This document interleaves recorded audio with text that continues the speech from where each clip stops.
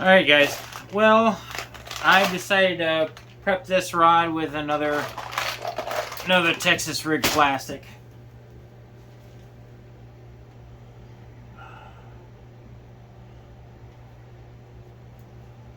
Alright. So, I'm not intending for this channel to be, to be super heavy on fishing. It's there's going to be some fishing stuff because fishing is a huge part of my life. But I'm not going to get all into all kinds of fishing tips and stuff here. That's what my other show is for, Co-Angler's Corner, which, by the way, there'll be a new Co-Angler's Corner being filmed. Probably be filmed next week. Hopefully be up by the end of next week. I think I'm going to make that a pretty big priority, especially just since having the tournament here. Why some of this line is a little frayed. Alright, but anyway, so it's been going on with me. I got a bunch of stuff I got going. By the way, I do have a Patreon, Team SFO. Even if you guys just give $1 a month. I mean, anything, greatly appreciate you guys. But yeah, I got that. Got actually the shirt for the show, Co-Angler's Corner. That's and then also have a Team SFO shirt. On there, it's just search Team SFO on Etsy. You'll find it. Like I said, if you like the designs, or I'm going to be continuing to put up more designs. So if you guys like them, or if you guys got anything that you'd like to see made into a t-shirt, feel free to, since we're on the subject of that, feel free to comment below, and I'll see what I can do to make that happen. Anyway, but yeah, like I was saying, I got a lot going on. My, essential services business. I do cell phones, internet, TV, merchant processing, identity theft protection. Got a whole variety of things. So between that, the Etsy store, my various channels, as you can see, I'm kept pretty busy. So yeah. And also this weekend is my birthday. So the wife is actually coming with me up to the tournament in La Crosse this weekend. So we're going to, and I actually got a couple friends coming down from Ladysmith to celebrate with me. I'm planning on going to one of my favorite spots in La Crosse after the tournament that night, called Legends. Hopefully to be celebrating a great finish along with my birthday. A little lighter one here. Yeah, and as far as birthdays goes, it's I turned the big 4-5 this year. I turned a big 4-5 this year. Yeah, there's times I don't know how I feel about that. Obviously, I'm glad I'm still here. That's kind of obvious.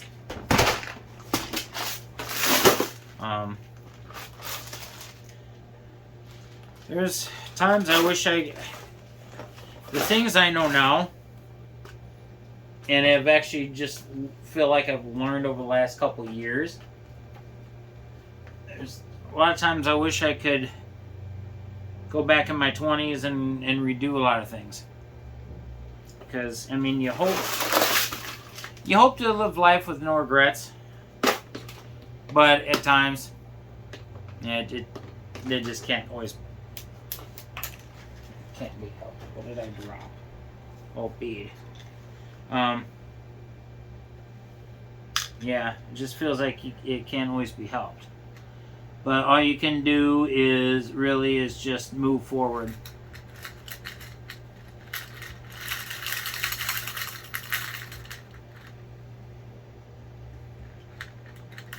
So, but yeah, like I said before, what can you do? I made a few missteps that I feel like have held me back, but like I said, all you can do is fight going forward. That's the only thing I can really say about that.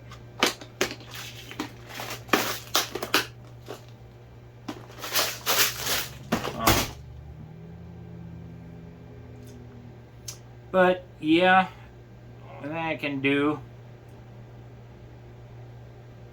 from here on out is move forward.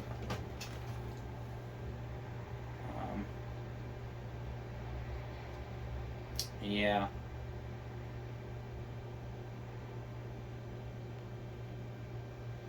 So got good things coming up. I feel it, and especially in the sport of bass fishing.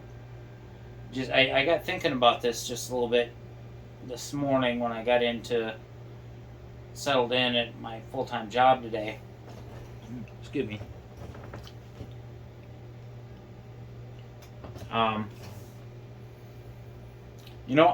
I'm just a little bit of luck, and I got to think about this because I last year was not my best season, and my last tournament was it was kind of tough. But I got thinking about this today. I am just a little luck and a few years away from fishing the Bassmaster Elite Series, and that's the truth. Jeremy Washington won the title championship up in La Crosse a few years ago. He was actually a police officer before he ended up going full time. He started out fishing the BFLs just like I am. So, no matter how old you are, I mean, you're in this sport. You're a little bit of luck, and only a few years from having everything you want, having the life you always dreamed of. So definitely, when times are tough, that's something you can kind of look at. And no matter what sport you're in or what you're doing or what your goals are, you're just keep in mind, stay positive.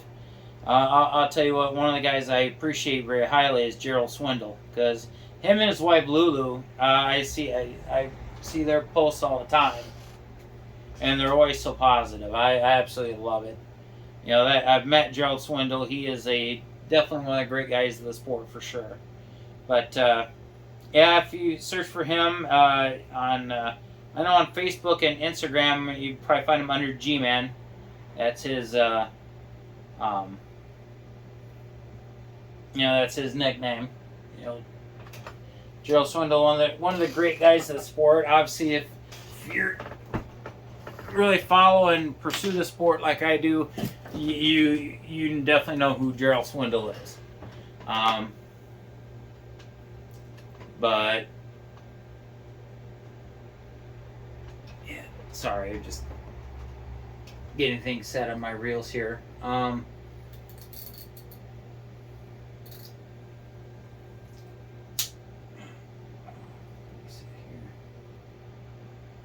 But yeah, this is a little bit of what I do. Part of the things I do in tournament week, just get my stuff ready to go, do some research. I'm actually trying out an app called Bass Forecast. I think it was actually developed by AccuWeather. So that'll, I'm kind of seeing and looking at how the fish were last tournament and the stuff they bid on. They weren't off. They were not off. So I've got the pro version. It's only $20 for the year, which is not bad at all. Not bad at all. So I look at that. Looks like a lot, from what I'm seeing, a lot of slower presentation. Now the forecast can change.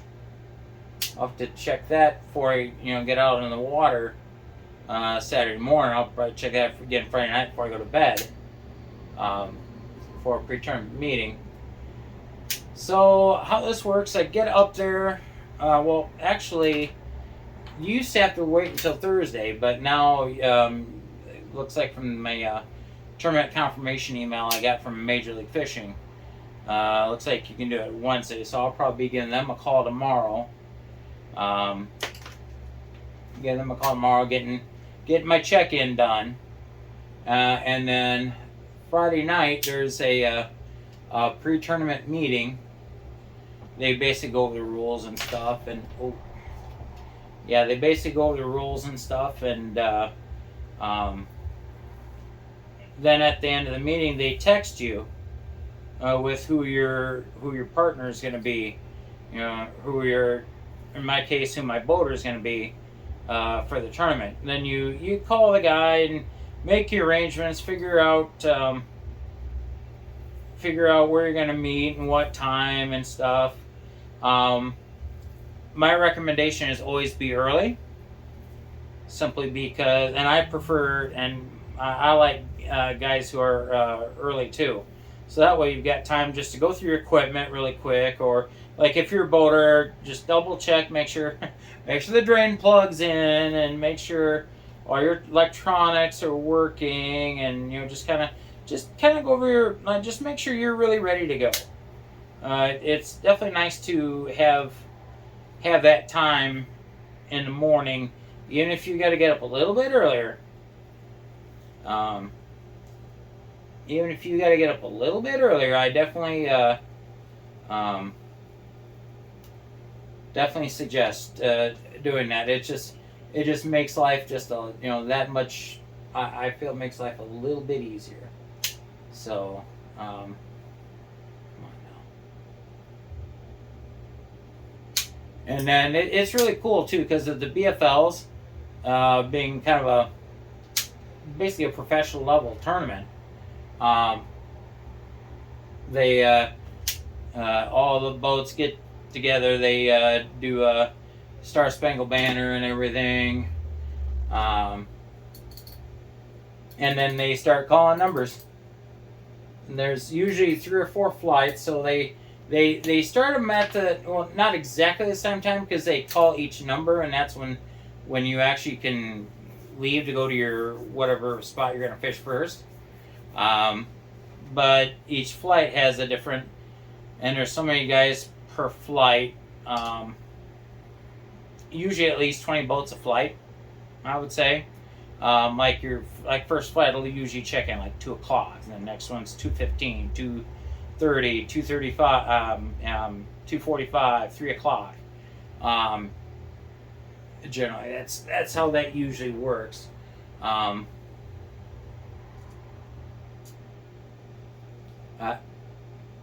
But yeah, that's how it works. And then you do your best to get 5 fish, which as a co-angler, that is not easy. I will tell you that. But whatever fish you can get, you come in, you weigh in, and then unless you're like the winner, I think they do the thing for like if you're part of the Phoenix boat contingency thing. Other than that, you pretty much leave it. You put your you get water back in your bag for your fish, and you take the fish back to the release boat, and then like I said, after that you're pretty much done. So that's kind of a day, kind of life on tournament day or tournament weekend. And then if you're like at the regional, whereas it's multi-day, like at the regional tournament, there's 2 days, and then if you're in the top third, you fish you fish championship Saturday in that tournament. So that's kind of how it works. How did I get into this? You know, I've always liked fishing, but when I was still married to my now ex, I got into fishing, and tournament fishing really helped get me through some tough times, especially after, you know, the divorce with the first wife and everything. It's just something I love, and it's my passion. It's something that makes me very happy, even on my worst days, even when I'm just beating myself up because I'm just having a horrible day. I'd much rather do that than just about anything else. So I think I am done with what I've got to get done here for now. I will talk to you guys later.